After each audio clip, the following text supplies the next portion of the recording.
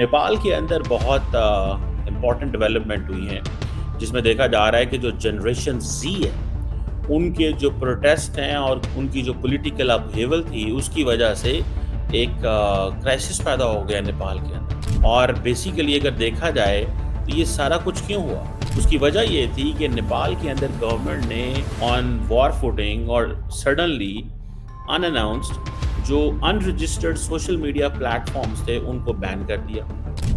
जिसकी वजह से क्या हुआ कि जो जनरेशन ज़ी, जिन्हें यूथ कहा जाता है, वो सड़कों पे आ गए। और वो जो प्रोटेस्ट थे, वो एक्सपैंड करते-करते anti corruption and pro democracy movement में कन्वर्ट हो गए। और फिर वहाँ पे चीज़ें जो हैं वो अनफोल्ड हो गई।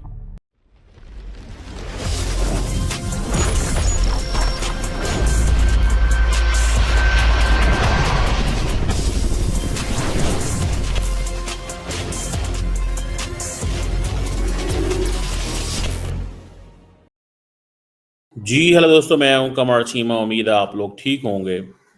दोस्तों, नेपाल के अंदर बहुत इम्पोर्टेंट डेवलपमेंट हुई हैं, जिसमें देखा जा रहा है कि जो जनरेशन ज़ी है, उनके जो प्रोटेस्ट हैं और उनकी जो पॉलिटिकल अपहेवल थी, उसकी वजह से एक क्राइसिस पैदा हो गया नेपाल के अंदर। और बेसिकली अगर देखा जाए, तो ये सारा कुछ क्यों हुआ? उसकी वजह ये थी कि नेपाल के अंदर गवर्नमेंट ने बिल्कुल ऑन वॉर फुटिंग और सडनली अनअनाउंस्ड जो अनरजिस्टर्ड सोशल मीडिया प्लेटफॉर्म्स थे, उनको बैन कर दिया। जिसकी वजह से क्या हुआ कि जो जनरेशन ज़ी, जिन्हें यूथ कहा जाता है, वो सड़कों पे आ गए।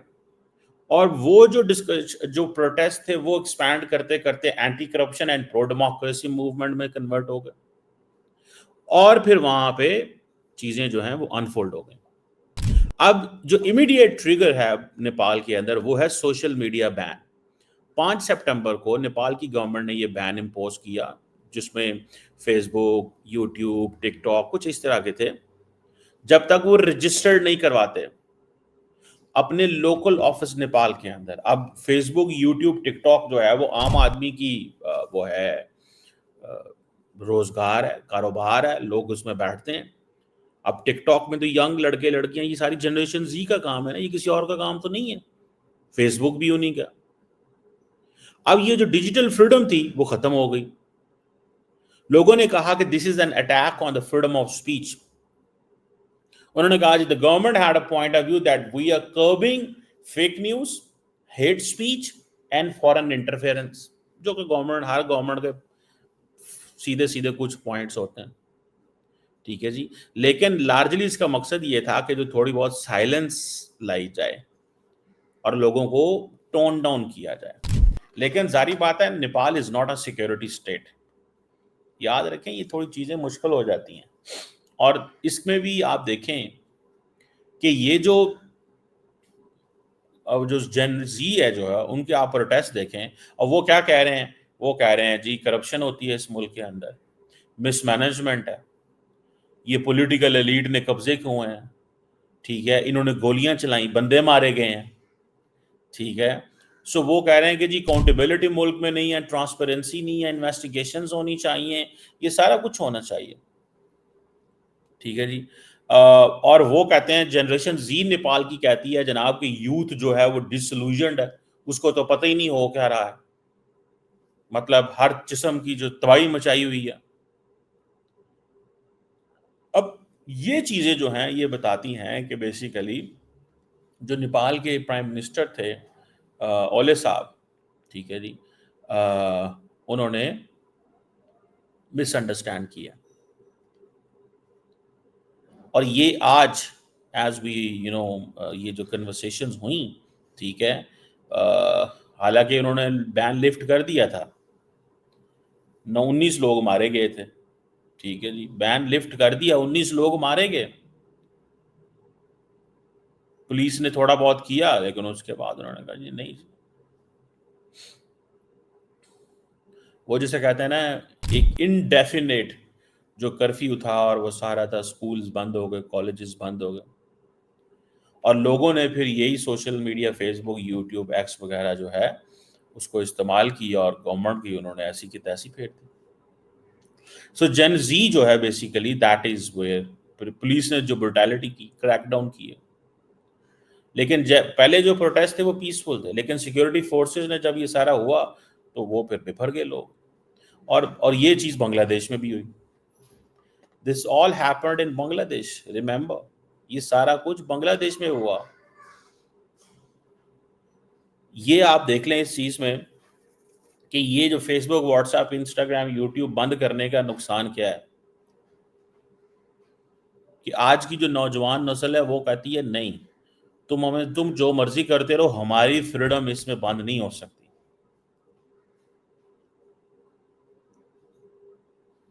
अब इसमें इंडिया का क्या इंटरफेरेंस है या इंडिया का क्या इन्फ्लुएंस है, ये भी इंपॉर्टेंट चीजें हैं।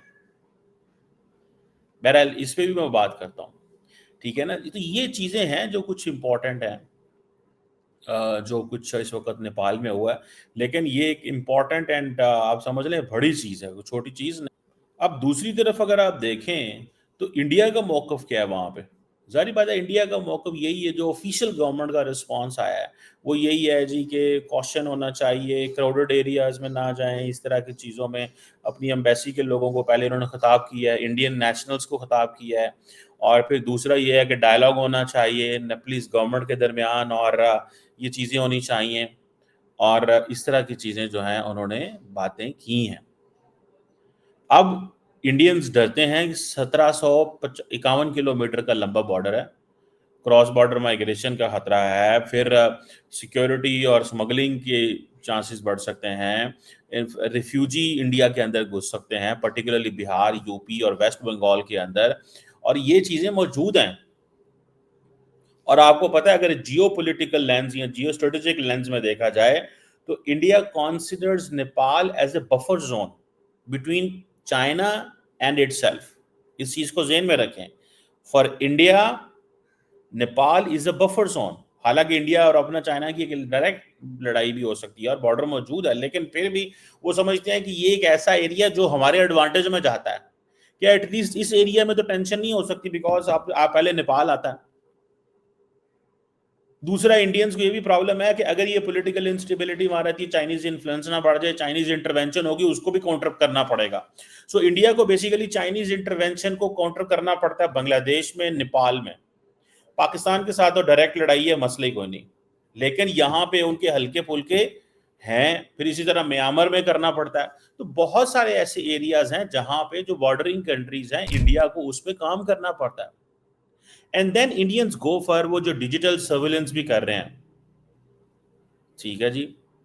सो इस चीज को थोड़ा सा आप समझिएगा कि ये कोई आसान चीज नहीं है। इंडिया बेसिकली इसको बहुत केयरफुली देख रहा है, ठीक है जी। इंडियन मीडिया ने इसको बहुत, ये इस प्रोटेस्ट को बहुत अहमियत दी है, याद रखें। अभी की पोजीशन क्या है, अभी की पोजीशन ये है कि वहां पे पार्लियामेंट को आग लगा दी गई है। ये कोई मजाक चीज नहीं है, ठीक है। इंटरनेशनल एयरपोर्ट जो है खटमंडू का, by the way I have been there in Kathmandu, और वहाँ पे जितने भी जहाज़ वगैरह हैं, ठीक है जी, उनको बंद कर दिया गया क्योंकि वहाँ जहाज़ हैं और हर चीज़ ऑफ कर दी गई है। अब वो जितनी भी फ्लाइट्स खटमंडू आ रही थी, और आपको पता है ज़्यादातर तो वो आती हैं सारी ट्रैवलिंग के लिए, लोगों ने जाना होता है आगे, खटमंडू उतरो, आगे से फिर नए जहाज़ लेके तो इनके दूसरे स्टेट्स में चले जाओ या खटमंडू ही चले जाओ, ठीक है जी। पार्लियामेंट की बिल्डिंग में वो घुस गए हैं, पीएम ओले ने रिजाइन कर दिया है, ठीक है जी। एयर स्पेस बंद हो गई है, जो इंडिया की फ्लाइट्स वहां पे जा रही थी वो भी सारी वापस आ गई हैं, आ रही हैं, ठीक है जी। नेपाल मतलब is no more a place जहां पे आप जा सकते हैं। पार्लियामेंट को आग लगा दी गई है। आप देखें, आप बच्चों का, यूथ का देखें, ठीक है ना जी। यानी कि इस पूरे खित्ते के अंदर इंडिया के लिए बड़े मसले हैं। मसाल के तौर पे हसीना आंग सांग सूची जो थी म्यांमार, वो 2021 में फारग हो गई। 2021 में इस खित्ते में अशरफ गनी फारग हुआ 15 अगस्त को। 5 अगस्त 2024 को हसीना वाजिद फारग हो गई। 9 सितंबर 2025 को आज यानी कि ओले साहब, शर्मा ओले साहब फारग हो गए। इस खित्ते के अंदर there is a lot of anxiety and uncertainty.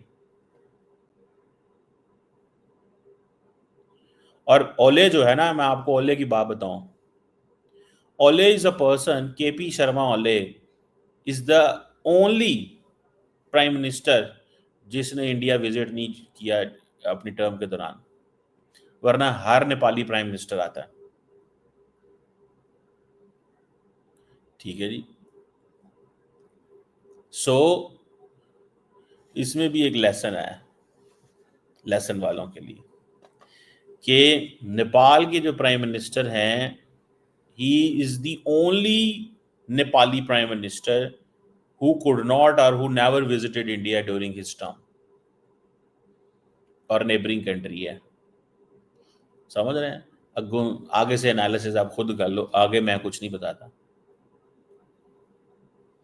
आगे से आप खुद कर लें। जो पॉलिटिशियंस हैं, I have been there, I met few politicians there once, कुछ पॉलिटिशियंस को मैं मिला था वहाँ पे, लेकिन वो इतना वो नहीं था। ठीक है जी। अच्छा, मज़े की बात है, मैं नेपाल के अंदर हमारे इंडिया के दोस्तों को मिला था, और नेपाल के दोस्तों को भी मिला था, और पाकिस्तानी भी वहाँ गए हुए एक छोटी सी कॉन्फ्रेंस में। That's how I realized. So अब वो ओले का घर भी जला दिया है, पार्लियामेंट भी जला दी, बाकी पॉलिटिशियंस के घर भी जला रहे हैं। मेरा नहीं ख्याल कि इतनी बड़ी ये वो बनती थी, लेकिन यूथ है। ठीक है जी। देखें, नेपाल के अंदर ना तो फौज इतनी बड़ी है कि वो चीज़ों को टेक ओवर कर लेगी। ठीक है जी।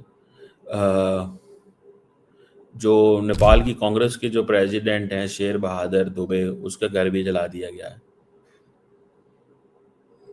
तो यहाँ से आप अंदाज़ा लगा लें कि ये क्या जो है ना, वो एक चीज़ मौजूद है यहाँ पर। ठीक है। बहरहाल इस एन इम्पॉर्टेंट थिंग। नेपाल का आई थिंक नेशनल डे जो है वो 19 सितंबर को था, और नेपाल का जो कॉन्स्टिट्यूशन है, नेशनल नेपाल का कॉन्स्टिट्यूशन उन्होंने 2015 में आई थिंक अडॉप्ट किया था, क्योंकि जो नेपाल है वो फेडरल पार्लियामेंट्री रिपब्लिक बना। सो ये आप चीज़ समझ लें कि ये एक ऑलरेडी टेंशंस वहाँ पे मौजूद है। अब वो प्रोटेस्टर्स जो हैं वहाँ पे जा रहे हैं। सो हमारे खित्ते के अंदर there is a lot of unrest, frankly speaking there is a lot of unrest. आप देखें अशरफ गनी, बाकी जगहों पे देखें, क्या नाम था, म्यांमार के अंदर देखें, बांग्लादेश के अंदर देखें, नेपाल के अंदर देखें, लेकिन ये सारी की सारी जो है ये जेन जी की वो है। जेन जी जो है ना, बांग्लादेश और इंडिया में इन्होंने चीज़ें की हैं। ठीक है, मुझे ये चीज़ नज़र आ रही है कि हालात, सिचुएशन इज़ नॉट गुड।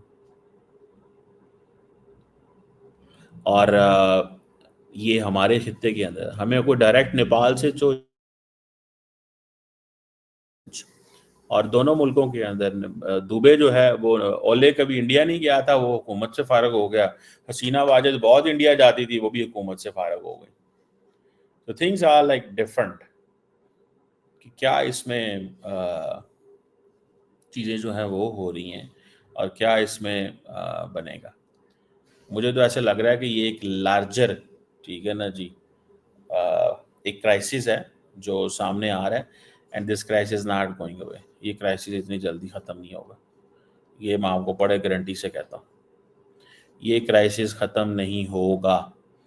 लेकिन सवाल ये है कि बांग्लादेश के अंदर तो आपने देखा एक नया सेटअप बना। ठीक है जी। और जो ओले साहब का जो पॉलिटिकल पार्टीज या आउटरीच थी वो भी काम ना की।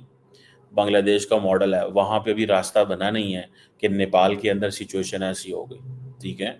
सो Pakistan is a stable in that context, Pakistan stable है, इसमें कोई मूवमेंट नहीं है, कोई कुछ नहीं है। पार्लियामेंट काम कर रही है, छोटी छोटी मोटी पार्लियामेंटेरियंस में टोक टाक चलती रहती है, ये कोई वो बड़ा मसला नहीं है। ठीक है ना। So that is something important मैं इसको काफ़ी अहमियत देता हूँ कि ये चीज़ जो है वो इम्पॉर्टेंट है। बहरहाल एक लॉन्ग टर्म अप्रोच इसमें अडॉप्ट करने की ज़रूरत है कि जेन ज़ी के पास क्या सॉल्यूशन भी है कि नहीं है, ये भी सवाल है। जेन ज़ी जो है वो उठेगी और आके मारना शुरू कर देगी लोगों को, क्या उनके पास कोई सॉल्यूशन है कि नहीं है, ये भी सवाल है। या वो सिर्फ आके प्रोटेस्ट करके दंगा फसाद करके चले जाएंगे। दीज आर फ्यू थिंग्स जो बड़ी इंपॉर्टेंट है। ये चीज़ें बड़ी इंपॉर्टेंट हैं। ठीक है, बहरहाल लेट्स सी क्या होता है और किस तरह चीज़ें चलती हैं, लेकिन for a moment that's a moment of significance. ये इसकी बड़ी सिग्निफिकेंस है इस सारी चीज़ की। देखते हैं क्या होता है।